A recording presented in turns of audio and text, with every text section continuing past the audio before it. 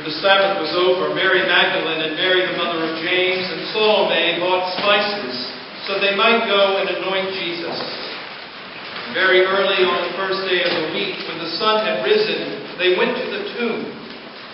They had been saying to one another, "Who will roll away the stone for us from the entrance to the tomb?" When they looked up, they saw that the stone, which was very large, had already been rolled back. As they entered the tomb, they saw a young man dressed in a white robe, sitting on the right side, and they were alarmed. But he said to them, "Do not be alarmed.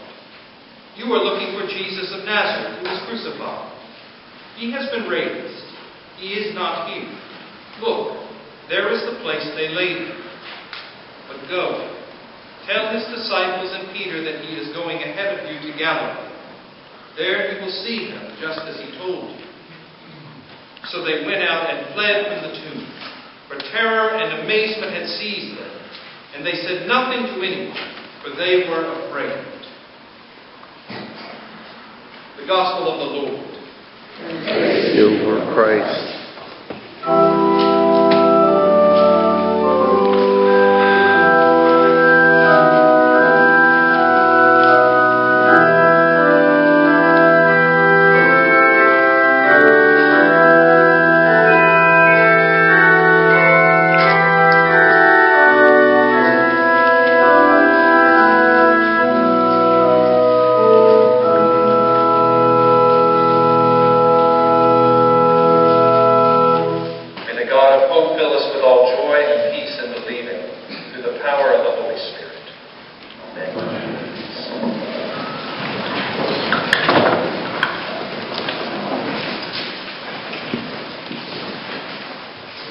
Jesus knew that after all that work, all that suffering, those women were just going to run away from the tomb that morning all afraid and say nothing to anyone about anything. I have to figure he'd be rolling over in his grave. But of course that's the problem, isn't it? He wasn't in his grave to begin with. Couldn't even be there for a full weekend. Couldn't give consideration to those poor women who only wanted to take care of his lifeless and broken body.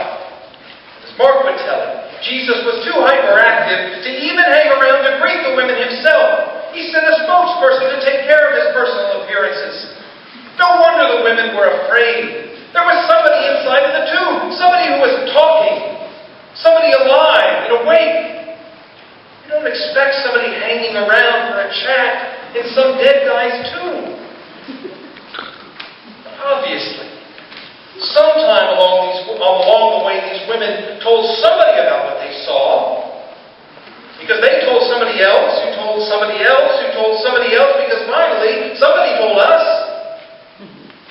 Like that little whispering game we played when we were kids, the one where somebody whispers a line into one person's ear, who whispers it to the next, and then to the next, and to the next. And by the time the message gets to the last person, it's usually way different from when it started. I don't doubt that this story might have in our time some differences. Differences from the way that it happened at that time. But luckily the four Gospels tell something of different versions of the resurrection story, or I might wonder who conspired together to make such an astounding and unexpected event all too understandable, all too uniform. You know the old saying, the devil is in the details.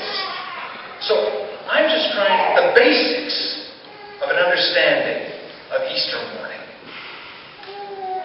That's why Mark's story of Jesus' resurrection is by far my favorite.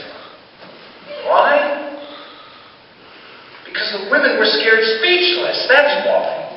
Thank goodness somebody had the sense to know that you have to be some 3 sheets to the wind to casually accept the news that someone you saw dead a day or 2 ago couldn't even stay that way long enough to make it to his own funeral.